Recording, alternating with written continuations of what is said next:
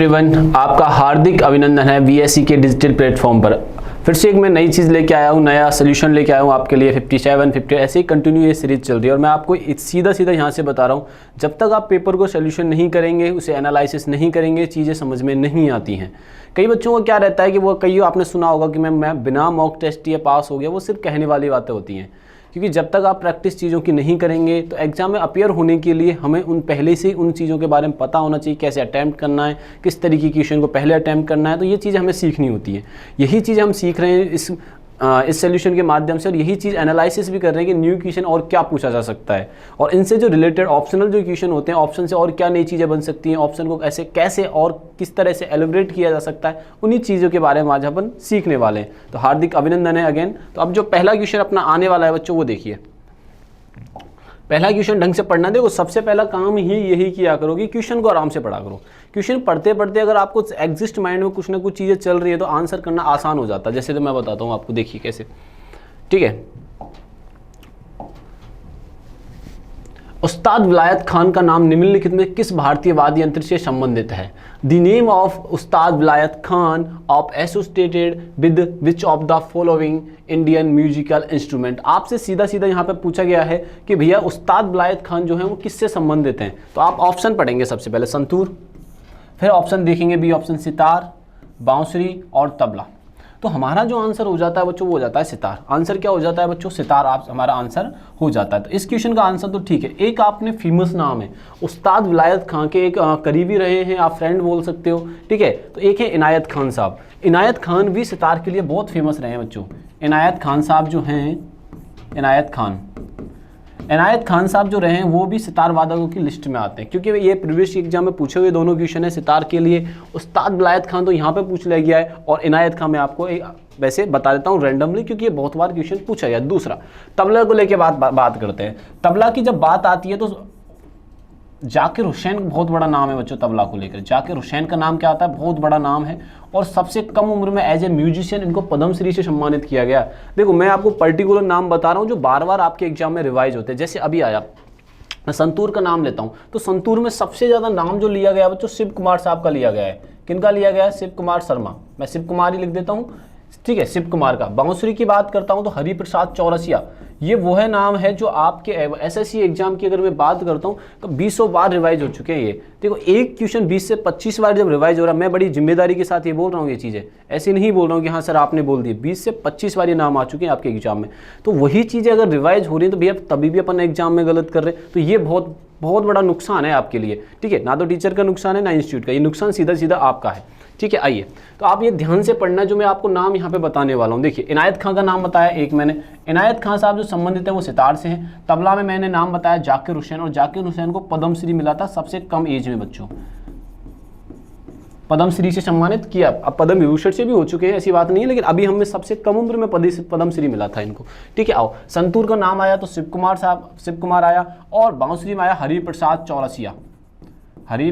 चौरसिया भैया। ये बहुत चौरसिया, ठीक है भैया, ये बात अपने को यहाँ से याद रखनी है। ये चारों नाम शिव कुमार शर्मा, हरिप्रसाद चौरसिया, जाकिर हुसैन, इनायत खान और एक विलायत खान, ये सारे के सारे इंपॉर्टेंट हैं बहुत ज़्यादा क्वेश्चन में। ठीक है, अब चलते हैं नेक्स्ट क्वेश्चन पे। आ जाइए, नेक्स्ट क्वेश्चन पे जब चलते हैं तो देखो, मैं अगेन रिवाइज कर रहा हूँ कि क्वेश्चन को हमें अच्छे से पढ़ना है। हमें क्या पढ़ना है बच्चों? अच्छे से पढ़ना है, और देन अपने को आंसर करना है। परिस्थितिकी तंत्र के रखरखाव में जातीय समृद्धि के महत्व को सुझाव देने के लिए पॉल एहरलिच द्वारा कौन सी परिकल्पना प्रस्तापित की गई थी? Which hypothesis was the proposed by Paul Ehrlich to suggest the importance of species richness in the maintenance of ecosystems. अब देखो बच्चों, ये पढ़ने में तो थोड़ा अजीब लगा। अब ये थ्योरम भी अपने सामने आई है कि पोर्टफोलियो है, ठीक है, रेडोडेंडेंसी है, प्रेडेडिशन है, रिवेट है। ठीक है, ये सारी चीज़ें, सॉरी मैं लिख लेता हूँ एक बार, एक सेकंड रुक जाइए, मैं एक बार हाँ जी, अब देखते हैं। ठीक है, अब हम जब आगे चलते हैं चीज़ों के बारे में, पोर्टफोलियो, ठीक है, रिडंडेंसी, प्रीडेशन, रिवेट प्रॉपर। ठीक है, रिवेट प्रॉपर जो है, जो हाइपोथेसिस है, इसका आंसर हो जाएगा। अब इसका मतलब मैं आपको बताता हूँ रिवेट क्या है।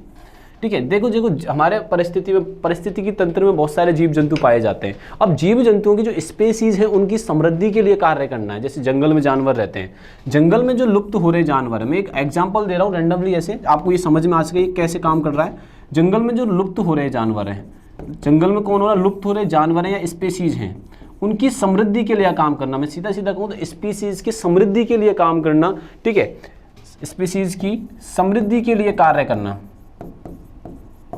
समृद्धि के लिए कार्य करना, इसका सीधा सीधा मतलब होता है।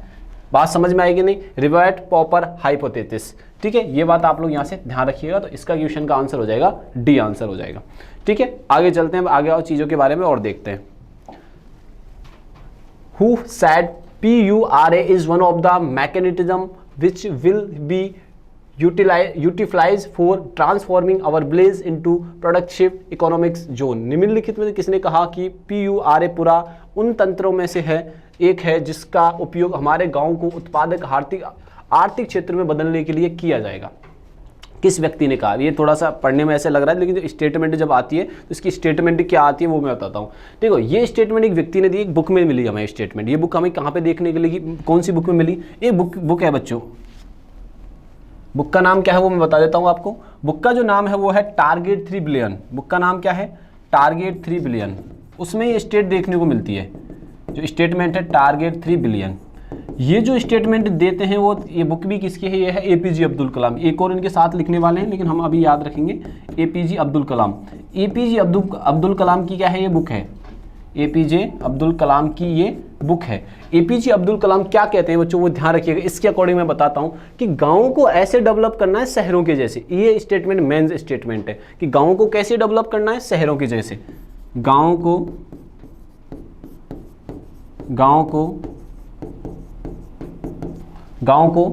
शहरों के जैसे, शहरों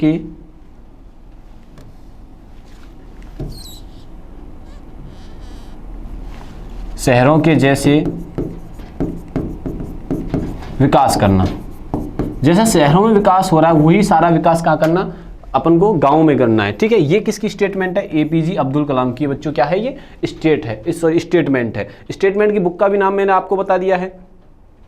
ठीक है, टारगेट 3 बिलियन, ये आपको यहाँ से याद रखना है। और दूसरी क्या है? देखो, एपीजे अब्दुल कलाम ने, आपने देखा होगा, देश को ऊंचाइयों पर पहुंचाने का कार्य किया था। देश को ऊंचाइयों पर लेके जाना, कार्य करना, ऐसे ही वो कार्य करते रहे थे। ठीक है, तो इस क्वेश्चन का जो आंसर होगा एपीजे अब्दुल कलाम होगा। टारगेट 3 बिलियन एक किताब का नाम, उसमें लिखा हो, उसमें क्या लिखा हो? गाँव को शहरों के जैसे विकास करना। गाँव में भी शहरों वाली जो सुविधा मौजूद है वो होनी चाहिए। उन्होंने, ये किसने कहा था? ये एपीजे अब्दुल कलाम ने कहा था। किसके माध्यम से कहा था? PU यानी पुरा के नाम से ये चीजें कही थी। आओ नेक्स्ट चलते हैं अपन। कलकत्ता विश्वविद्यालय की पहली महिला स्नातक कौन थी? ठीक है, कलकत्ता, मैं बात करूं, वेस्ट बंगाल की कैपिटल रही है कलकत्ता, आज भी है, और किसी टाइम पे भारत देश की भी कैपिटल हुआ करती थी। तो हम ये देखते हैं कि सबसे पहले ग्रेजुएशन यानी स्नातक की डिग्री किसने प्राप्त की? आइए, सरोजिनी नायडू, एनी बेसेंट, कादम्बिनी गांगुली या राजकुमारी अमृत कौर। देखिए बच्चों, मैं आपको, अगर आपसे ये क्वेश्चन यहाँ से पूछा कि सबसे पहले दो ग्रेजुएट महिलाओं के नाम बताओ, 2 स्नातक महिलाओं के नाम बताओ, तो 2 स्नातक महिलाओं में नाम आता है। एक आता है, 2 महिलाओं का जब नाम आता है तो मैं आपको बताता हूं किन किन का नाम आता है बच्चों। एक तो आता है सरोजिनी नायडू का नाम। एक किसका आता है बच्चों? सरोजिनी नायडू का एक नाम आता है। ठीक है, सरोजिनी नायडू का नाम आता है। दूसरा आता है कादम्बिनी गांगुली का नाम आता है। एक नंबर पे देखो, सरोजिनी नायडू,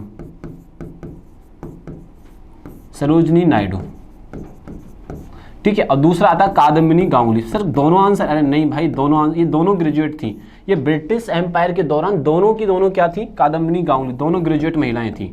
किसके टाइम पे? ब्रिटिश एम्पायर के टाइम पर। तो एक क्वेश्चन तो ये बन जाता है कि ब्रिटिश एम्पायर के टाइम पर कौन था? ठीक है, ग्रेजुएशन जो महिला थी या ग्रेजुएट जो महिला थी वो कौन थी? पहला क्वेश्चन। अब इनमें से भी सबसे पहले कौन बनती है कलकत्ता से? वो बनती है कादम्बिनी गांगुली। कौन बनती है बच्चों? कादम्बिनी गांगुली। उन्होंने देश के आज़ादी के लिए बहुत सारे कार्य किए। ऐसा नहीं है कि भाई पढ़े लिख गई तो बस, ये बहुत अवेयरनेस के कार्यक्रम चलाती है, बहुत सारे प्रोग्राम चलाती है। इनको वो देश को आज़ाद कराने के, महिलाओं को अवेयर करने के लिए बहुत सारे प्रोग्राम चलाए थे इन्होंने। ठीक है, तो कादम्बिनी गांगुली सबसे पहले ग्रेजुएट है, और सरोजिनी नायडू को नाइटिंगेल के नाम से भी जाना जाता है। तो ये दोनों महिलाएं थी जो ग्रेजुएशन करती है या ग्रेजुएट होती हैं। तो हमारा जो आंसर होगा इस क्वेश्चन के अकॉर्डिंग, वो आंसर हो जाएगा कादम्बिनी गांगुली आंसर। ठीक है। अब दूसरा आता है कलकत्ता विश्वविद्यालय। तो मैं यहाँ से ये पूछना चाह रहा हूँ कि भारत में सबसे पहला हाईकोर्ट कहाँ ओपन होता है, इससे रिलेटेड क्वेश्चन है, तो ये चीज़ हमें पता होनी चाहिए। तो आगे आ जाओ बच्चों। First high court in India, first high court in India, पहला हाईकोर्ट कहाँ पे होता है, हाईकोर्ट इन इंडिया। और सुप्रीम कोर्ट की स्थापना कब होती है, ये आपको डेट बतानी है और दोनों के दोनों कमेंट बॉक्स में बताने हैं आपको। सुप्रीम कोर्ट की स्थापना, ठीक है, सुप्रीम कोर्ट एस्टेब्लिशमेंट कब होता है, ठीक है। फर्स्ट हाईकोर्ट इन इंडिया कौन सा था, ये आपको यहाँ से बताना है। आपके सामने ही सारी चीज़ों के आंसर है, आपको बस देखना है और उनको ऑब्जर्व करना है, आंसर को दे देना है आपको, ठीक है। नेक्स्ट क्वेश्चन पे आ जाइए, नेक्स्ट क्वेश्चन करते हैं। अब देखिए ये थोड़ा सही करेक्ट कर लीजिए, पै का नहीं पाई का है। पाई का नृत्य, पाई का नृत्य निम्नलिखित में से किस राज्य में किया जाता है। पाई का dance is performed in which of the following states. देखो बच्चों, गोवा, केरला, असम, झारखंड, ठीक है। अब आपको मैं बताता हूं, अगर इसमें ऑप्शन कुछ और होता तो क्या होता। ओडिशी, मैं दो नाम लिख रहा हूं बच्चों, एक तो ओडिसी और एक लिख रहा हूं छत्तीसगढ़। दो ऑप्शन मैंने आपको यहां पे लिख के दिए, ठीक है। ओडिसी शैली में डांस होता है, जो ये पाई का जो नृत्य है वो किस शैली में होता है बच्चों, ओडिसी शैली में होता है। तो सर ओडिशा राज्य में भी होता है, जी हाँ बिल्कुल, ओडिसी स्टाइल में होता है। ओडिसी किस में होता है, ये शैली में होता है। अब दूसरी बात यहाँ से क्या आती है, ओडिसी शैली में हो रहा है, कौन सा डांस हो रहा है, पाई का नृत्य हो रहा है। पाई का नृत्य ओडिसी शैली में तो हो रहा है, अब छत्तीसगढ़ स्टेट में भी हो रहा है, छत्तीसगढ़ के साथ झारखंड में भी होता है। अब देखो मैंने 3 स्टेट बता दिए। कई बच्चे क्लास में क्वेश्चन पूछते हैं कि सर एक लोक नृत्य या कि क्लासिकल डांस या फोक डांस एक से अधिक स्टेटों में हो सकता है, बिल्कुल हो सकता है, इसमें नो डाउट है। ये बात ध्यान रखना, क्लास में मैंने ये बहुत बार चीज़ें बता रखी हैं कि एक जो स्टेट डांस होता है, जिसको हम फोक डांस अपन बोलते हैं, तो फोक डांस एक से अधिक स्टेटों में हो सकता है, ठीक है। जैसे मैं डांस प्लेयर्स के नाम बताता हूँ जो क्लासिकल डांस पढ़ा रहे होते हैं या फोक डांस पढ़ा रहे होते हैं, तो एक से अधिक क्लासिकल डांस या फोक डांस के डांसर्स भी हो सकते हैं, इसमें कोई पाबंदियां नहीं होती हैं। आओ आगे, तो हमारा क्वेश्चन का जो आंसर हो जाएगा वो झारखंड हो जाएगा। आपसे पूछा जाएगा कि पाई का जो नृत्य है वो किस शैली में, किस स्टाइल में होता है, तो ओडिसी में होता है। इसके अलावा भी किन किन राज्यों में होता है, तो वो होता है छत्तीसगढ़ में होता है और झारखंड में भी होता है। अगर आंसर इनमें से झारखंड ऑप्शन में नहीं होता तो इन दोनों में से कोई भी ऑप्शन में हो सकता था, तो लेकिन हमारा आंसर क्या हो जाएगा बच्चों, झारखंड हो जाएगा। क्या हो जाएगा, झारखंड। और अब बात आती है कि झारखंड किस राज्य से अलग होता है, तो झारखंड अलग हुआ राज्य किससे है सर, बिहार से। इससे कि बिहार से भी रूट मिल जाती हैं, किससे मिल जाती है बच्चों, बिहार से भी जो रूट इसकी मिल जाती है। और बिहार का जो फोक डांस बहुत ज़्यादा फेमस है वो है जाट जाटिन। यहाँ का फोक डांस कौन सा फेमस है बच्चों, जाट और जाटिन। ये बात आप लोग यहाँ से ध्यान रखिएगा, ये बात यहाँ से याद रखना है, ठीक है। गोवा का कौन सा फेमस है सर, तरंग मेल फेमस है। कौन सा फेमस है सर, तरंग मेल यहाँ का बहुत ज़्यादा फेमस है, ठीक है। अब आ जाओ केरला में, केरला के क्लासिकल डांस बहुत दो फेमस है, मोहिनी अट्टम और कथकली। कौन कौन से फेमस है बच्चों, मोहिनी अट्टम और कथकली, दोनों की दोनों ही फेमस है बच्चों। ये दोनों के दोनों क्या है, क्लासिकल डांस। जो क्लासिकल डांस की आती है बात, तो क्लासिकल डांस की हम बाद में बात करेंगे। फिर आता है असम। असम से क्लासिकल डांस कौन सा निकला है बच्चों, सत्रिय निकला है बच्चों। असम का क्लासिकल डांस कौन सा है, सत्रिया। तो ये बात आप लोग यहाँ से ध्यान रखना। बिहार में कोई क्लासिकल डांस नहीं, नॉर्थ इंडिया में एकमात्र जो क्लासिकल डांस है वो कथक है, ये भी मैं लिख देता हूँ। नॉर्थ इंडिया का एकमात्र क्लासिकल डांस, नॉर्थ इंडिया का क्लासिकल डांस, तो नॉर्थ इंडिया का जो क्लासिकल डांस है वो क्या है, नॉर्थ इंडिया का क्लासिकल डांस वो है कथक। यूपी को भी रिप्रेजेंट करता है, डिनोट करता है किसको, यूपी को भी ये रिप्रेजेंट करता है। दोबारा देखिए, गोवा, गोवा का आपको सबसे ज़्यादा फेमस बताएं, और भी है इसके अलावा, तो वो कौन सा है, तरंग मेल फेमस है। अब और मोहिनी अट्टम और कथकली दोनों के दोनों कहाँ के हैं बच्चों, तो ये केरल के। असम का क्या है, ये सत्रिया का। ये कहाँ का है भैया, सत्रिया है। आगे आओ, बिहार का कौन सा है भैया, जाटिन है। ये फोक डांस है बच्चों, ये क्या है, फोक डांस है। और एक बात यहाँ से ध्यान रखनी है कि ये क्लासिकल डांस नहीं है, ये बात ध्यान रखनी। शास्त्रीय और फोक डांस दो अलग अलग टाइप के डांस होते हैं। नॉर्थ इंडिया का क्लासिकल डांस एकमात्र कौन सा है, कथक है, ठीक है। ओडिसी, जो ये पाई का जो नृत्य हो रहा है ओडिसी स्टाइल में हो रहा है और छत्तीसगढ़ में भी होता है। ये बात यहाँ से आपको इसके बारे में ध्यान में रखनी है, ठीक है। आगे आ जाइए, नेक्स्ट क्वेश्चन पे चलते हैं। अब नेक्स्ट क्वेश्चन थोड़ा ढंग से पढ़ना है, देन आपको आंसर करना है। किस रेडियोधर्मी समस्थानिक का आधा जीवन काल 5730 वर्ष है, जिसका उपयोग सामान्यतः कागज और चरमपत्र जैसे कार्बनिक पदार्थों के जीवन काल का अनुमान लगाने के लिए किया जाता है? Which radioactive isotope has half life of 5730 years which is the commonly used to estimate the age of the organic material such as paper and parchment. अब बेटा यहाँ से अपन को सबसे इंपॉर्टेंट बात याद रखनी है। क्या रखनी है? सबसे इंपॉर्टेंट बात यहाँ से याद रखनी है कि कौन सा। इसको मैं ऐसे भी लिख सकता था, ये ऐसे भी लिखा जा सकते थे, ये सारे देखो ऐसे भी लिखे जा सकते थे, ठीक है, वो ऐसे भी लिखे जा सकते हैं। इसका जो आंसर है, इसकी जो खोज की गई है वो 1914 में की गई है बच्चों। अब किसकी की है बताऊंगा। दूसरी बात इसके बारे में किसने की? कामेन और सेम ने की थी। 1940 में कामेन नाम का एक व्यक्ति होता है और एक सेम नाम का व्यक्ति होता है। तो ये दोनों बंदे खोज करते हैं। किसकी करते हैं? 14C carbon. इसका आंसर क्या हो जाएगा? ये दोनों बातें ध्यान रखना कि 14C आइसोटेप जो है उसकी खोज कब होती है, तो आपको याद रखनी है भैया 1940 में होती है, कामेन सेम के द्वारा होती है। ये बात आप लोग यहाँ से ध्यान रखनी है आपको, ठीक है।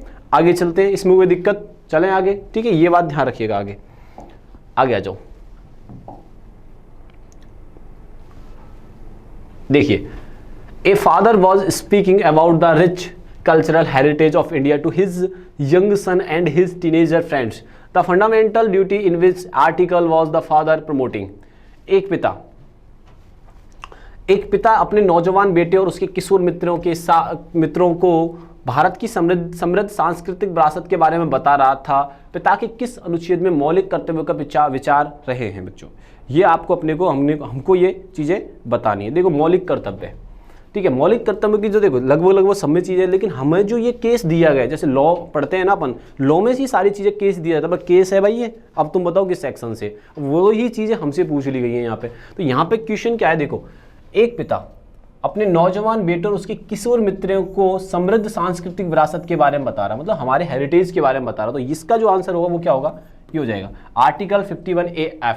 तो आंसर तो ये हो गया, ये बात समझ में आ गई। लेकिन मौलिक अधिकारों को लेकर संविधान में संशोधन कब किया गया था और कौन सा किया गया था, ये करके आपसे क्वेश्चन पूछा जाता है। ये करके क्या पूछा जाता है भैया? मौलिक कर्तव्यों, ठीक है, सॉरी, मौलिक अधिकारों को लेकर संविधान संशोधन होता है। तो ये संविधान संशोधन होता है 42वां।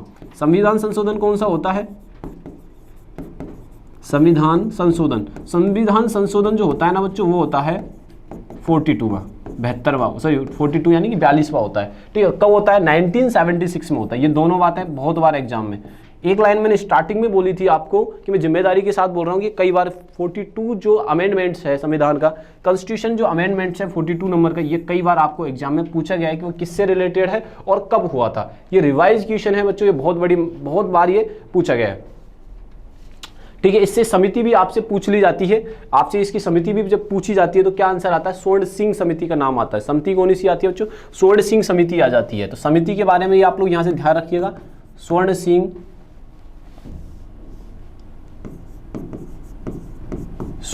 समिति, ये बात भी आपको यहां से याद रखनी है बच्चों। बात समझ में आई कि नहीं है? ठीक है, आगे आओ। संविधान संशोधन 42 1976 में होता है। समिति का याद नाम क्या याद रखना? स्वर्ण सिंह समिति आपको यहां से याद रखना है, ठीक है। आइए, महर्षि दयानंद सरस्वती ने 1875 में निम्नलिखित में से किस स्थान पर आर्य समाज की संगठन की स्थापना की? आर्य समाज की जो संगठन की जो की जाती है व्यवस्था, ठीक है, स्थापना जो की जाती है वो कहाँ पे की जाती है? ये हमने से पूछा गया है बच्चों। Maharshi Dayanand Saraswati founded of the Arya Samaj organisation in 1875 at which of the following places? इनमें से किस स्थान पर आर्य समाज की स्थापना होती है? मैं अब आर्य समाज के बारे में थोड़ा सा आपको यहाँ से बताता हूँ। दयानंद सरस्वती ने आर्य समाजों के बारे में जो शिक्षा है वो वेदों से ली गई हैं बच्चों। आर्य समाज की जो शिक्षा है वो कहाँ से ली गई हैं? वेदों से ली गई हैं। आर्य समाज की शिक्षाएं वेदों से ली गई हैं, शिक्षाएं वेदों से ली गई हैं बच्चों, ठीक है। ये बात समझ में आई। अब ये कहाँ पे स्थापित होता है? तो 1875 में मुंबई यानी बॉम्बे में होता है बच्चों। कहाँ पे होता है ये स्थापना? 1875 में बॉम्बे में इसकी स्थापना होती है। आपसे फिर ये बॉम्बे में हो गया। अब मुंबई के बारे में एक स्टैटिकल क्वेश्चन क्या पूछ लिया जाता है कि इसको अदर नाम से क्या जाना जाता है? तो अदर नाम है इसे 7 आइसलैंड सिटी, ठीक है। Hollywood city,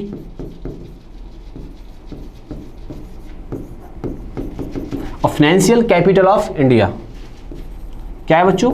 financial capital of India. इसके सारे के सारे अदर नाम है बच्चों, मुंबई के क्या है सारे के सारे नाम अदर हैं। अब आते हैं अमृतसर को। अमृतसर को क्या कहा जाता है? गोल्डन सिटी के नाम से भी जाना जाता है। अमृतसर को किस नाम से जाना जाता है? गोल्डन सिटी के नाम से भी जाना जाता है। ये बात आप लोग यहाँ से ध्यान रखना। बात समझ में आई कि नहीं है? इनके पर्टिकुलर नाम नहीं है, लेकिन मैं आपसे यहाँ से ये पूछना चाह रहा हूँ कि दिल्ली का आर्किटेक्चर कौन, वो आर्किटेक्ट कौन थे? दिल्ली बसाई थी, ठीक है, बसा दी। दिल्ली की दरबार लगाया, ठीक है। अब दिल्ली के आर्किटेक्ट वास्तुकार कौन थे, ये आपको यहाँ से बताना है बच्चों। कौन थे बच्चों? वास्तुकार कौन थे? ये बात आपको यहाँ से बतानी है कि दिल्ली के आर्किटेक्ट या वास्तुकार कौन थे, ये चीज़ आपको यहाँ से बतानी है। इस क्वेश्चन का जो आंसर हो जाएगा बॉम्बे हो जाएगा। अमृतसर का गोल्डन सिटी है, और बम्बई को किस किस नाम से जाना जाता है? सेवन आइसलैंड के नाम से जाना जाता है, हॉलीवुड सिटी के नाम से जाना जाता है, और भारत की ये फाइनेंशियल कैपिटल के नाम से भी जाना जाता है, क्योंकि ज़्यादातर टैक्स पेयर और ज़्यादातर जो रिच लोग हैं इंडिया के, मुंबई में रहना ही प्रेफर करते हैं। आइए अब चलते हैं नेक्स्ट क्वेश्चन पर। अब इस क्वेश्चन का सुनो मेरी बात। अगर जिसने, मैं हमेशा बोलता हूँ कि इकोनॉमी की इतनी इजी सब्जेक्ट है, अगर आप उसे घर से रिलेट करके आंसर देते तो हो जाता है।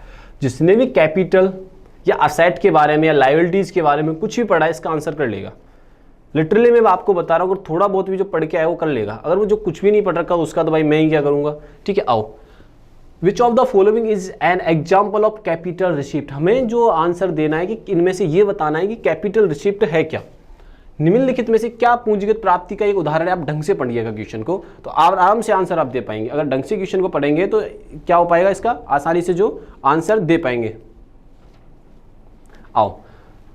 Disinvestment of public sector bank by the government. सरकार द्वारा सार्वजनिक क्षेत्रों में विनिवेश करना। ठीक है। पासपोर्ट फीस शुल्क लेना, लैंड रजिस्ट्रेशन भूमि पंजीकरण करना, और जनरल डोनेशन सामान्य अनुदान। इनमें से ये बताना है कि कैपिटल रिसिप्ट कौन सी है। देखो कैपिटल रिसिप्ट की तो एक तो विशेषता मैं बताता हूँ। कैपिटल रिसिप्ट जब होती है तो सरकार की देनदारियाँ बढ़ जाती हैं। सरकार की देनदारियाँ क्या होती है? बढ़ जाती है। मैं आप सीधे सीधे बोल, सरकार की जिम्मेदारी बढ़ जाती है। अब वो जिम्मेदारी किन किन से बढ़ रही है वो देखना है अपन को। सरकार की देनदारियाँ बढ़ जाएंगी, सरकार के डेटर्स बढ़ जाएंगे। अब डेटर्स जब बढ़ते हैं तो क्या होता है वो देखिए। Disinvestment of public sector bank by the government, ये सही है। बाकी देखिए पासपोर्ट शुल्क नहीं, ये कैपिटल में नहीं करेंगे उसको। ठीक है। भूमि पंजीकरण शुल्क, ये भी कैपिटल में नहीं आएगा। एक्सपेंसेस में इंक्लूड या इनकम में कर सकते हो, लेकिन कैपिटल में नहीं करेंगे इसको। सामान्य अनुदान, ये नॉर्मल डोनेशन जो होता है वो ज़्यादा कुछ खास नहीं है। तो इसका जो आंसर हो जाएगा disinvestment of public sector banks by the government, क्योंकि ये सरकार की देनदारियाँ निश्चित करती है। ये क्या निश्चित कर रही है बच्चों? सरकार की देनदारियाँ निश्चित करती है और सरकार की संपत्ति को भी कम करती हैं। बोले सर ये रूल्स होते हैं, इनको अपन को इकोनॉमिक क्लास में पढ़ना होगा। सरकार की देनदारियाँ कम कर देती हैं और सरकार की संपत्ति को भी कम कर देती हैं। ये बात आप यहां से ध्यान रखना। सरकार की संपत्ति को कम करती है। आप सीधे सीधे आप ये लिख सकते हो, सरकार की संपत्ति को कम करती है।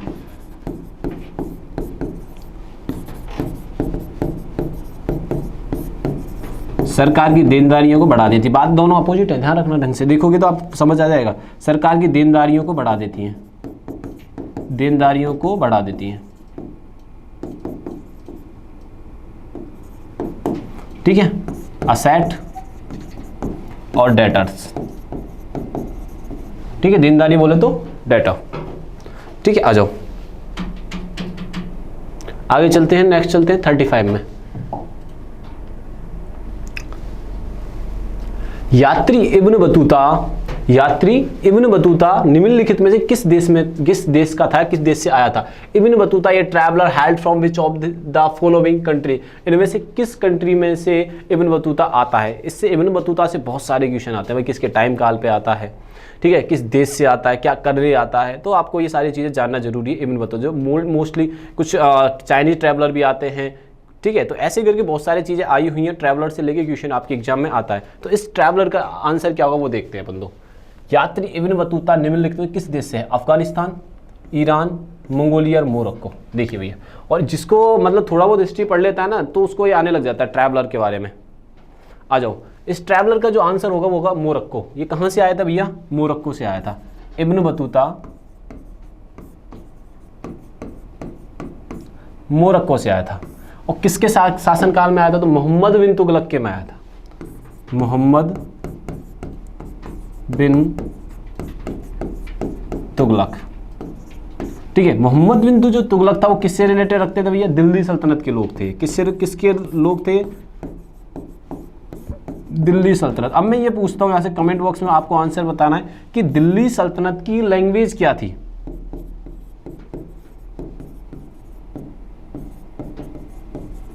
दिल्ली सल्तनत की लैंग्वेज क्या थी बच्चों? ये आपको यहाँ से बताना है, कमेंट बॉक्स में ये आपको उनको बताना है। ठीक है, मोरक्को, इब्न बतूता, मोहम्मद बिन तुगलक, दिल्ली सल्तनत। ठीक है, अब दिल्ली सल्तनत की लैंग्वेज क्या है ये अपने को यहाँ से बता देना है। ठीक है, क्लियर हुआ? आइए नेक्स्ट चलते हैं। 36, ब्रिटिश एम्पायर गेम की शुरुआत कब हुई? ब्रिटिश एम्पायर गेम की शुरुआत कब हुई ये अपने को यहाँ से बताना है बच्चों। आइए, When did British Empire Games start?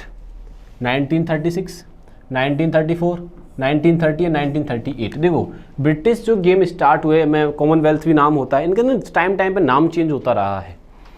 ठीक है, इनका क्या होता गया है, जो नाम क्या है वो बार बार चेंज होता रहा है। तो मैं आपको बताता हूँ 1930 से लेकर 1950 तक अलग नाम रहता है, 1954 में यानी 1954 में इनका नाम बदल जाता है। तो वो कैसे? 1930 में इसका नाम परिवर्तन होता है, मतलब स्थापना होती है। शुरुआत कब होती है? 1930 में। और 1930 से लेकर 1950 तक बच्चों, 1930 से लेकर 1950 तक क्या नाम रहता है इनका? इनका ब्रिटिश एम्पायर गेम याद नाम रहता है, British empire game, British empire games. ठीक है, और 1954 में इनका नाम हो जाता है कॉमनवेल्थ गेम्स। अब कुछ याद आ रहा है? राष्ट्रमंडल कॉमनवेल्थ गेम। अब कुछ भूली बिसरी याद आई होंगी। ठीक है, कॉमनवेल्थ जो गेम है बच्चों, कॉमनवेल्थ गेम्स, तो 1954 में इन्हीं का नाम परिवर्तन करके कॉमनवेल्थ गेम्स रख दिया जाता। तो हमारा आंसर जो हो जाएगा इस क्वेश्चन का वो हो जाएगा 1930। ठीक है, नेक्स्ट क्वेश्चन पे चलते हैं, आ जाइए। 2019 के, ठीक है, पद्मश्री पुरस्कार से सम्मानित और शास्त्रीय नृत्यांगना नर्तकी नटराज का संबंध किस निम्नलिखित नृत्य शैली से है? Padmashri awardee of 2009 and classical dancer Narthaki Nataraj belongs to which of the following dance genres? आपको ये बताना है कि नर्तकी नटराज, मैंने स्टार्टिंग बात की ना फेमस डांसर्स की, जब बताते हैं तो डांसर्स के बारे में बताते हैं, वही है। अब ये क्लास में कई बार रिवाइज हो चुका है कि नर्तकी नटराज कौन सा नृत्य करती थी। ये भारत का सबसे प्राचीनतम ट्रेडिशनल नृत्य से बिलोंग करती है जिसका नाम है भरतनाट्यम। क्या नाम है बच्चों? भरतनाट्यम। ना तो ये उड़ीसी से बिलोंग करती हैं, ना सत्रिया से, ना कुचिपुड़ी से। ये जो बिलोंग करती हैं, जो नृत्य करती हैं, वो भरतनाट्यम करती हैं। भरतनाट्यम नृत्य भारत का बहुत प्राचीनतम नृत्यों में से गिना जाता है। ये मेनली किस रिलीजन के द्वारा किया जाता है? शैव रिलीजन के द्वारा किया जाता है बच्चों, शैव रिलीजन। शैव रिलीजन से मतलब क्या है? जो शैव धर्म को फॉलो करते हैं, मतलब सिर्फ भगवान को मानने वाले लोग करते हैं मेनली। ठीक है, इसमें अलग अलग मुद्राएं होती हैं, अलग अलग मुद्राओं को अलग अलग नाम से जाना जाता है। अब मुद्दे की बात क्या है कि सर भरतनाट्यम के नाम बहुत सारे हैं। नाम क्या इसके? बहुत। इसका जो भरतनाट्यम का जो एनिशिएंट नाम है या ओल्डेस्ट नाम है वो है सादिर। क्या है बच्चों? सादिर। जैसे मैंने कहा ओल्डेस्ट नेम, ये एग्जाम में पूछा गया है कि भाई सादिर नृत्य बचाओ किस स्टेट से बिलोंग करता है, तो इसका नाम क्या है बच्चों? सादिर। सादिर डांस, सादिर नृत्य लिखिए इसको, डांस नहीं।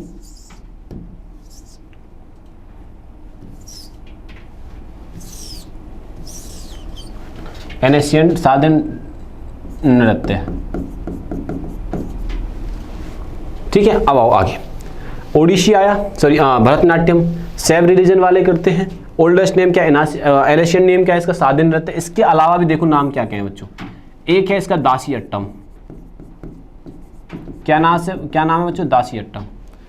एक नाम है बच्चों तंजोर नृत्य। तंजोर पे होने के कारण इसका नाम रख दिया गया। और एक है बच्चों देवदासी। एक और नाम क्या है बच्चों इसका? देवदासी। दासी अट्टम है, तंजोर है, देवदासी, ओल्डेस्ट ने सादिर। इसी भरतनाट्यम के इतने सारे नाम हैं। कौन सी स्टेट को बिलोंग करता है? तो ये तमिलनाडु को मेनली बिलोंग करता है। किस राज्य में होता है? ये तमिलनाडु में होता है। किस राज्य को रिप्रेजेंट कर रहा होता है बच्चों? ये तमिलनाडु को रिप्रेजेंट कर रहा होता है। ठीक है, यहाँ पे तो अपने नर्तकी नटराज लिख दिया। कहाँ गया नर्तकी नटराज? ये रहा। इसके अलावा देखो मृणालिनी साराभाई बहुत फेमस है इस डांस को लेकर बच्चों। मृणालिनी साराभाई, ठीक है, बहुत फेमस नाम है ये। मल्लिका साराभाई,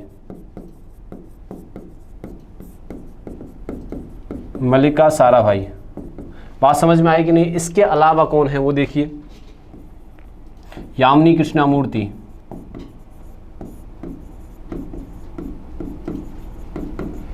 पद्मा सुब्रमण्यम, रुक्मणी अरुंडेल, पद्मा सुब्रमण्यम, रुक्मणी अरुंडेल। ये पर्टिकुलर इसी से संबंधित लोग हैं बच्चों, ये सारे के सारे किससे संबंधित लोग हैं, ये भरतनाट्यम से संबंधित लोग हैं। ठीक है, इनसे रिलेटेड क्वेश्चन आए तो हमको आंसर करना, और इस क्वेश्चन का जो आंसर हो जाएगा वो क्या हो जाएगा बच्चों, भरतनाट्यम इसका आंसर हो जाएगा। आओ 38 पे आते हैं।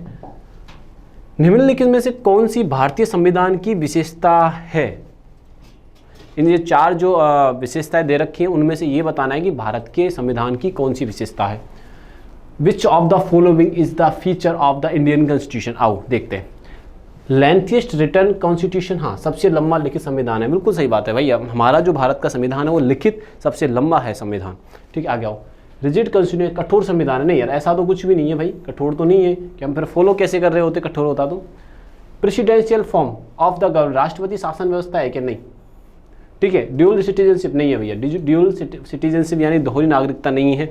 दोहरी नागरिकता से मतलब राज्य और देश की अलग से नागरिकता लेनी पड़ती है, ऐसा यहाँ पे नहीं है। अगर आप राज्य की ले लेते हो तो इंडिया की, भारत देश की ऑटोमेटिक आपको नागरिकता मिल जाती है। तो इसमें से जो आसान सा आंसर है वो ये है, सबसे लंबा लिखित संविधान है हमारा भारत देश का। भारत देश का कैसा संविधान है बच्चों? लेंथीएस्ट रिटन कॉन्स्टिट्यूशन है हमारे भारत देश का, तो ये विशेषता है। ठीक है, ये आपको देखो एक चीज़ हमेशा ध्यान रखना, जब आपको सही क्वेश्चन पूछा जाता है तो 3 गलत होते हैं, बोला सर पता है। जब गलत पूछा जाता है 3 सही होते हैं, सर ये भी पता, लेकिन उनको ऑब्जर्व करना नहीं पता आपको, किस तरीके से ऑब्जर्व करना है। तो हमेशा ढंग से जब पढ़ते हैं ना तो 2 या 3 सेंटेंस अपन को सिमिलर दिखाई देने लग जाते हैं। देखो कैसे, यहाँ पे बोल रहा है कि रिजिड कॉन्स्टिट्यूशन कठोर संविधान है, 3 गलत देख रहे हैं तो कठोर। तो एक बात बताओ, हम फॉलो कैसे कर पाते? दूसरी चीज़, राष्ट्रपति शासन व्यवस्था, राष्ट्रपति शासन है कि प्रधानमंत्री हमारे देश को चला रहा होता है, आपको देखने वाली बात है। अगर दोहरी नागरिकता ड्यूल, हम जब राजस्थान के रहने वाले हैं या यूपी के रहने वाले हैं या मध्य प्रदेश के रहने वाले, देश के किसी भी स्टेट से जब रहने वाले हैं तो वहीं का आधार कार्ड बनवाते हैं। फिर अपन ऐसे जाते हैं कि हम दिल्ली बनवा कर भी आएंगे, हमारे देश की कैपिटल है, नहीं। तो ये कॉमन सेंस भी आप अगर यूज़ करना चाहोगे तो ये क्वेश्चन हो जाएंगे। तो हमारे क्वेश्चन का आंसर जो होगा बच्चों, वो आंसर क्या हो जाएगा? लेंथीएस्ट रिटन कॉन्स्टिट्यूशन, सबसे लिखित, सबसे लंबा लिखित। ठीक है, आगे बात समझ में, आगे चलते हैं, आ जाओ।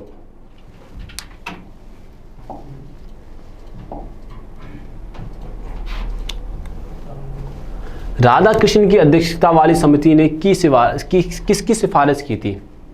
ठीक है, आ जाओ। The committee of headed by Radha Krishna recommended the initiation of regulatory policy for micro finance institution, सूक्ष्म वित्त संस्थानों के लिए नियामक नीति शुरुआत करना। नहीं, राधा कृष्ण शिक्षा को बढ़ावा देना चाहते हैं तो वो शिक्षा से चीज़ें ज़्यादातर रिलेटेड करना चाहेंगे, तो यहाँ पर नहीं भाई, ये फाइनेंशियल है रिपोर्ट, ये तो बिल्कुल भी गलत है। आगे चलते हैं। The creation of project education, हाँ ये जो प्रोजेक्ट बनाना चाहते थे वो एजुकेशन को लेके बनाने चाहते थे। बाकी के ऑप्शन भी देखते हैं अभी अपन। The initiation of the national rural livelihood, राष्ट्र मिशन, राष्ट्रीय ग्रामीण आजीविका। नहीं भाई, हाँ ठीक है अच्छा है, लेकिन ये शिक्षा के कंपैरिजन में ये कम स्ट्रॉक है। तो हमारा जो कार्य था वो एजुकेशन पे फोकस करना था। दी क्रिएशन ऑफ आरआरबी, क्षेत्रीय ग्रामीण बैंक, आरआरबी की स्थापना। नहीं भैया, हमारा जो आंसर हो जाएगा वो बी आंसर हो जाएगा। क्यों हो जाएगा? कि राधा कृष्णा सर्वपल्ली एजुकेशन पे ही वर्क करना चाहते थे बच्चों। कमेटी जो थी मेनली आपको यहाँ से आप याद रख सकते हो। आओ, मोढेरा नृत्य उत्सव निम्नलिखित में से किस राज्य में मनाया जाता है? मोढेरा जो फेस्टिवल है किस राज्य में मनाया जाता है? Modhera dance festival is performed in which the following state. ठीक है, जब फेस्टिवल की क्लास लगती है तो आपको सबको बताया जाता है, तब महाराष्ट्र के भी फेस्टिवल बताए जाते हैं, गुजरात, मणिपुर, कर्नाटक। हमारा जो गुजरात आता है, गुजरात का मोढेरा फेस्टिवल मनाया जाता है। गुजरात में क्या मनाया जाता है बच्चों? मोढेरा फेस्टिवल मनाया जाता है।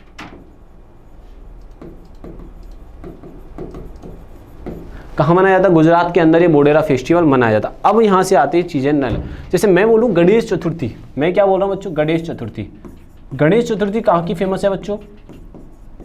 तो वो महाराष्ट्र की फेमस है गणेश चतुर्थी। मैं बोलूँ मणिपुर, लाई हरोबा। क्या बोला मैंने बच्चों? लाई हरोबा। तो लाई हरोबा कहाँ का फेमस है? तो ये मणिपुर का बहुत फेमस क्या है बच्चों? ये त्यौहार है, आप फेस्टिवल है, आप ऐसे भी इसको कह सकते हो। ठीक है, अब आओ वापस अपने गुजरात में आते हैं। गुजरात मोढेरा फेस्टिवल मनाया जा रहा है। गुजरात में मोढेरा फेस्टिवल मनाया जा रहा है तो ये कितने दिनों तक चलता है बच्चों? 3 डेज तक चलता है। मोढेरा जो फेस्टिवल है 3 डेज तक ये फेस्टिवल चलता है। ये बात आपको यहाँ से याद रखनी है। आपसे पूछा जाएगा गुजरात में कौन सा फेस्टिवल मनाया जाता है, ठीक है। नवरात्रा जो सेलिब्रेट किए जाते हैं वो गुजरात में किए जाते हैं। अब मैं बोलता हूँ जो गुजराती जब न्यू ईयर आती है तो किस नाम से जानी जाती है गुजराती, ये कमेंट बॉक्स में बताना है।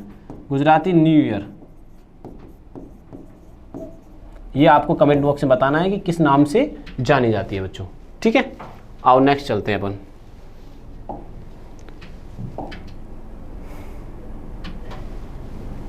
किस ग्रह पर 300 वर्षों से भी अधिक समय से पृथ्वी से दुगना चौड़े घूमते हुए अंडाकार बादल जिनको ग्रेट रेड स्पॉट कहा जाता है और देखे गए? किससे? पृथ्वी से भी दुगने हैं। तो इतना तो समझ में आ रहा है कि वो जो होगा, जो प्लैनेट जो होगा वो पृथ्वी से तो बड़ा ही होगा। ये तो क्लियर हो रहा है आंसर को देख के। देखो आंसर इसको कैसे किया जा सकता है, देखो मैं आपको सीरियसली बताता हूँ इस चीज़ के बारे में। On which the planet has a rotating Oval orbit of clouds twice wide of earth called the great red spot been the observed for more than 300 years। आपको यहाँ से ये बात समझ में आती है कि भैया जो ये ग्रेट रेड स्पॉट है, ठीक है, किस दुगना चौड़े, पृथ्वी से दुगने। तो आपको पहले इसमें से ये देखना है कि पृथ्वी से कौन कौन से बड़े हैं। बुध और शुक्र कितने ज़्यादा बड़े हैं, तो ये ऑटोमेटिक आंसर तो एलिमिनेट ही हो जाते हैं, ठीक है। अब ऑप्शन बचते हैं, देखो मैं ऐसे एक जैसे अर्थ अपना ये सन है बच्चों, 1 2 3 4, फिर आते हैं बड़े बड़े आते हैं, जोवियन ग्रह आ जाते हैं। इनको इन चारों को बोलते हैं पार्थिव ग्रह। इनको क्या बोलते हैं बच्चों? छोटे वाले को पार्थिव, और इनको बोलते हैं हम बड़े ग्रह।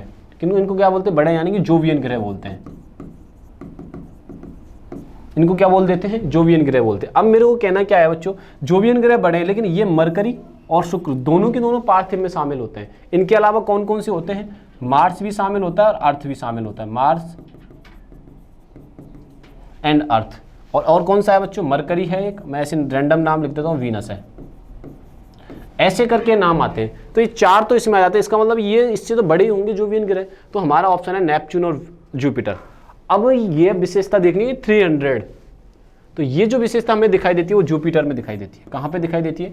जुपिटर में हमें दिखाई देती है, यानी बृहस्पति में हमें ये विशेषता दिखाई देती है। अब यहाँ से मैं क्वेश्चन आपसे क्या पूछ रहा हूँ कि जुपिटर नहीं, ऐसे नहीं, यूनिवर्स अपने सोलर सिस्टम का सबसे बड़ा प्लैनेट कौन सा है?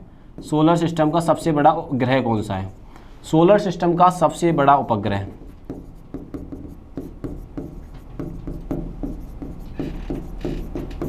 बात समझ में आई कि नहीं आई? तो ये इसका क्वेश्चन का आंसर हो जाएगा बच्चों जुपिटर, ठीक है। नेक्स्ट आते हैं, आ जाओ।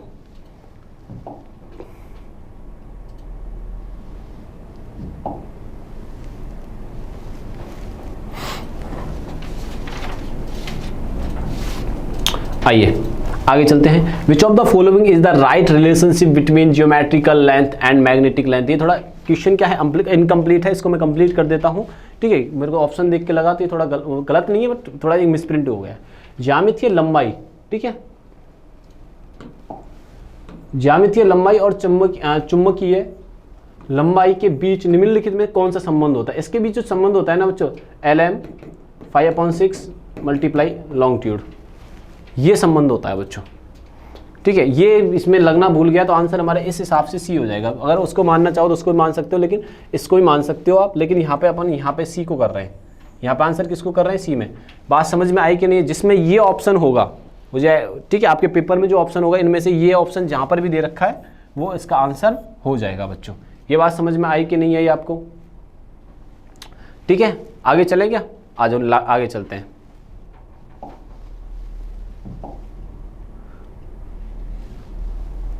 निम्नलिखित में से कौन सा भारतीय राज्य दक्कन के पठार से घिरा हुआ है? ज्योग्राफिकल क्वेश्चन है। दक्कन के पठार से कौन सा घिरा हुआ है? देखो दक्कन के पठार की जब बात आती है बच्चों, ठीक है, दक्कन के पठार में यहाँ तक ऐसे ऐसे करके कुछ ऐसा ऐसे रहता है, कुछ MP का पार्ट भी यहाँ ऐसे थोड़ा पार्ट आ जाता है। तो यहाँ पे जो स्टेट आ रही है वो देखना ढंग से। तेलंगाना आ रहा है कि नहीं आ रहा बच्चों? ये रहा तेलंगाना, ये देखो तेलंगाना बच्चों यहाँ पे आ गया थोड़ा सा, ठीक है। तेलंगाना, आंध्र प्रदेश आ गया, ठीक है, महाराष्ट्र आ गया, ये आ गया आपका महाराष्ट्र, ठीक है, आंध्र प्रदेश आ गया, मध्य प्रदेश यहाँ पे आ गया। अब चारों की चारों स्टेट आ गई। अब देखना मध्य प्रदेश का भी थोड़ा पार्ट आता है। तो अगर मैं यहाँ पर उड़ीसा भी लिख देता हूँ, क्या दिक्कत है? ये उड़ीसा आ गया बच्चों। तो आप खुद सक्षम है इसका आंसर करने में, इसका आंसर खुद करने में आप सक्षम है बच्चों, ठीक है, बात समझ में आई कि नहीं है? तो हमारा आंसर ना तो तेलंगाना है, ना महाराष्ट्र है, ना आंध्र प्रदेश है, तो आंसर क्या हो जाएगा? मध्य प्रदेश। इसमें सबसे ज़्यादा कुछ दक्कन का पठार है मध्य प्रदेश में, लेकिन इन तीनों के कंपैरिजन में सबसे कम हिस्सा जो आता है वो कहाँ पे आता है? डी, मध्य प्रदेश में आता है। सबसे कम हिस्सा कहाँ पे आता है बच्चों? मध्य प्रदेश में आता है। ठीक है, आपको ये चीज़ें यहाँ से बतानी है। अब दूसरी चीज़, तेलंगाना की कैपिटल, ठीक है, आपको ये बताना है, सीएम बताना है। नेक्स्ट, महाराष्ट्र के सीएम और कैपिटल, ये कमेंट बॉक्स में बताना है। ठीक है, और डेफ बताया करो, इससे कि आपको खुद का आंसर के पता रहे, अपने बारे में बता रहे। चीज़ों को देखो, ज़्यादा लिखने से चीज़ें, देखो मैं आपको एक प्रैक्टिस एक ऐसा चीज़ है जो आपका आईक्यू मैटर नहीं करता जब आप प्रैक्टिस करते हो। दुनिया में सबको जो परफेक्ट बनना है वो प्रैक्टिस के माध्यम से ही बन सकता है। जैसे आप एग्जाम दे रहे हो, जब पहले दिन एसएससी वाले बच्चे क्या गड़बड़ करते हैं, जब पहले दिन आते हैं ना, तो जैसे पहला जो टॉपिक कराया जाता है क्लास में, सपोज करो मैथ्स का कराया, time and work. Time and work करने के बाद क्या करेंगे वो लोग, पता है? टाइम एंड वर्क में अच्छी तरीके से लगभग 90% बच्चों को आ चुका होता है, और 90% बच्चे जो गलती करते हैं उनमें से 1 या 2 बच्चे रह जाते हैं, वो बाई चांस ही रहते हैं। वो नई बुक परचेज करते हैं, और नई बुक परचेज करने के बाद उनको निकालने लग जाते हैं। अब जो दूसरा टॉपिक चल रहा होता है उसको पीछे छोड़ देते हैं वो लोग। तो एक टॉपिक के चक्कर में, दूसरी बुक निकालने के चक्कर में बहुत प्रॉब्लम क्रिएट हो जाती है। तो पहला काम करो, क्लास नोट्स प्रॉपर बनाओ, और जो क्लास रूम में आपके कराया जा रहा है उसको आराम आराम से पढ़ते चलो। उसके जब पूरा कोर्स हो जाए तब नई नई चीज़ें ट्राई करो। लेकिन हम क्या करते हैं, बीच में सारी चीज़ें ट्राई करने लग जाते हैं। जैसे एक खिलाड़ी प्लेयर होता है, क्रिकेट मैच खेलता है, आते सिक्सर थोड़ी ना मारता है, और आते सिक्सर भी लगा रहा है तो दुनिया उसको कम जानती है। लेकिन जो क्रिकेट की पिच पर लम्बा खेल रहा है और टिका हुआ है ना, लोग उसको ज़्यादा जानते हैं। ये बात ध्यान रखने की, आते ही सारी चीज़ें ट्राई नहीं करनी है। धीरे धीरे अपन को पहले सीखनी है चीज़ें, तब ट्राई करनी है। पिच की जानकारी लेनी है, तब वो सारी चीज़ें ट्राई करनी है। आओ, तो हमारे क्वेश्चन का आंसर हो जाएगा यहाँ पे मध्य प्रदेश। मध्य प्रदेश, मध्य प्रदेश की कैपिटल क्या है सर? भोपाल। ठीक है, और सबसे स्वच्छ शहर कौन सा है बच्चों? इंदौर। ये बात आप यहां से ध्यान रखिएगा। ठीक है जी, आ जाओ नेक्स्ट चलते हैं। निम्न में से कौन सा कथन सही है? आपको क्या बताना बच्चों, इसमें से निम्न में से कौन सा कथन सही है? ये चीज आपको यहां से क्लियर करनी है। अब यहां से क्लियर करनी है तो कथन को ढंग से पढ़ना है। क्या है बच्चों? चलो आओ, पहले अपन ऐसे, अगर आप कॉमन सेंस भी पढ़ेंगे तो चीजें आसान हो जाएंगी। देखो कैसे, at lower rates of interest people will have a lower preference of for liquidity. कम ब्याज दरों पर लोगों को तरलता अधिमान कम होती है। देखते हैं होती है, ऑप्शन बाकी के भी देखना है। उच्च ब्याज दरों पर समव्यवहार मांग अधिक होती है। At higher rate interest transaction demand of money will be higher. At lower rates of interest speculative demand for money will be higher. कम ब्याज दरों पर मुद्राओं की व्यवहार्य मांग अधिक होती है। उच्च ब्याज दरों पर लोगों का तरलता, मेरे भाई लोगों सुनो मेरी बात, ये कॉमन सेंस का ही क्वेश्चन है।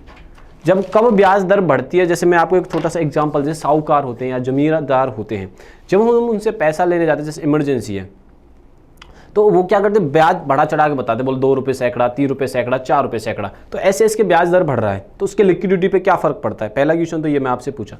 दूसरी चीज़ मैं आपसे क्या पूछ रहा हूँ, यहीं से जब हम बैंक से लोन लेते हैं तो उसकी इंटरेस्ट रेट कम होती है। उसकी इंटरेस्ट रेट क्या होती है? कम होती है। अगर आप इन दोनों को रिलेट कर पा रहे हैं तो इस क्वेश्चन का आंसर आ जाएगा। और ये आंसर मैं आपको खुद नहीं करवाऊंगा, क्योंकि आप इस पर ट्राई कीजिए। मैंने हर बार ये चीज़ बोल के जा रहा हूँ कि आपको एक काम करना है बच्चों। काम क्या करना है कि आपको कॉमन सेंस से भी क्वेश्चन सॉल्व करने हैं। आंसर बहुत आसान है इस क्वेश्चन का। क्या बताना है इसमें से कौन सा कथन सत्य है? ट्रू बताना है। 3 गलत होंगे, इसका मतलब 1 सही होगा। अब वो सही कौन सा है, तो आपको 10 से 5 मिनट तो नहीं, 2 से 3 मिनट ही देनी है। और इस क्वेश्चन के एक बार डाटा बनाना है, इकोनॉमिकल डाटा नहीं बनेगा तब देखेंगे। इसका आंसर को कमेंट बॉक्स में आपको बताना है, क्योंकि ऐसे क्वेश्चन मैंने पहले करवाए हुए हैं आपको। ठीक है, आगे चलते हैं, नेक्स्ट आओ।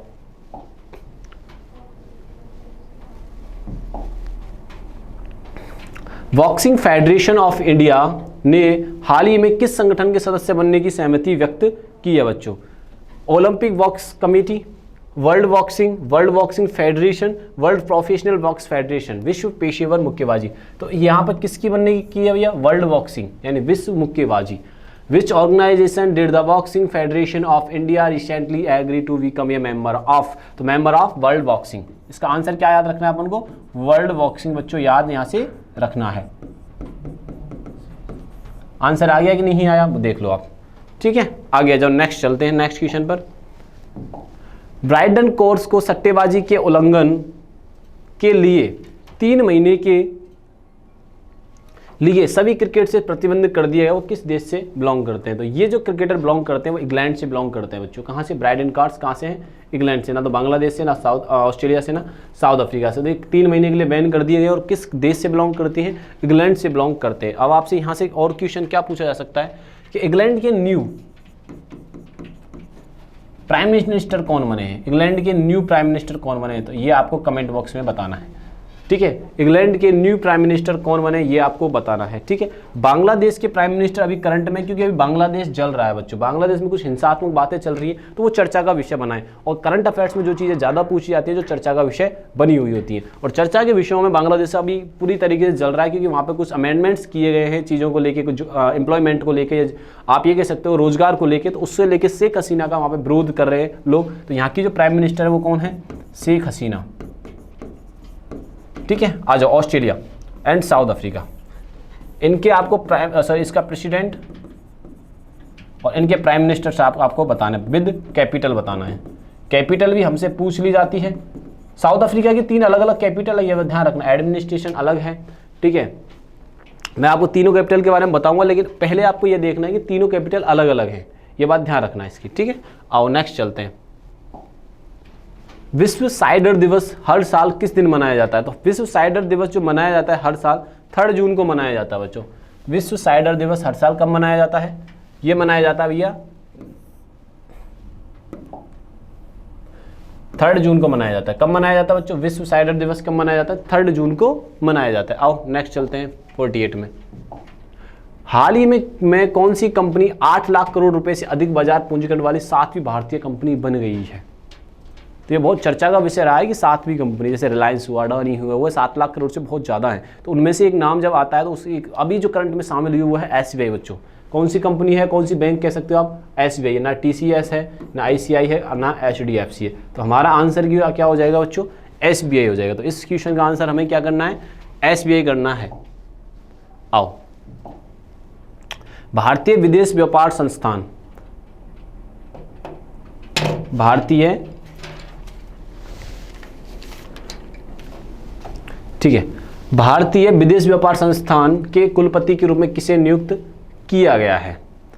Who has been appointed as the vice chancellor of the Indian institution of foreign trade IIFT? Gaurav Banerjee, Jetha Heer, Rakesh Mohan Joshi या तनु सिंह? किसे किया गया भैया? तो इसका आंसर जो है वो है राकेश मोहन जी को किया गया है। किनको किया गया भैया? राकेश मोहन जी को अपॉइंट किया गया है। आ जाओ नेक्स्ट चलते हैं, लास्ट एंड फाइनल इस सीरीज का। इंडिगो जून 2025 में किस शहर में इंटरनेशनल एयरपोर्ट ट्रांसपोर्ट एसोसिएशन की 81वीं वार्षिक आम बैठक की मेजबानी करेगा? कौन करेगा? बेंगलुरु, न्यू दिल्ली, हैदराबाद या अहमदाबाद? तो इसका आंसर हो जाएगा भैया न्यू दिल्ली, नई दिल्ली करने वाला, यानी कि दिल्ली इसका आंसर हो जाएगा बच्चों। जैसे हमने 50 क्वेश्चन का सोल्यूशन किया, तो आपको देखो ये चीज़ सीखनी है।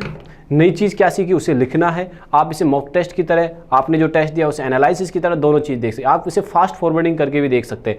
आप x2 पे लगा दीजिए और फटाफट देखते चलिए नई चीज़ क्या है, हमारा आंसर क्या है और हमें क्या इससे नया सीखने को मिल रहा है। और प्रैक्टिस करना सबसे ज़्यादा ज़रूरी है। अगर आप अपना काम बेहतरीन तरीके से नहीं कर रहे हो तो आपको डेफिनेटली, मैं आपको विश्वास के साथ कहता हूँ कि आप सक्सेस लाइफ में नहीं होंगे, ठीक है। आज जो लेजीनेस है वो आएगा और डिप्रेशन का आप शिकार होते जाएंगे डे बाई डे, क्योंकि आप आज का काम आज नहीं करोगे तो डिप्रेशन का लगातार शिकार होते जाएंगे, जिससे आपको फ्रस्ट्रेशन होगा, फ्रस्ट्रेशन से हेल्थ इश्यू आएंगे और हेल्थ इश्यू जब आने लग जाएंगे तो आप कोई भी काम प्रॉपर्ली नहीं कर पाएंगे। तो अपना ध्यान रखिए, ठीक है।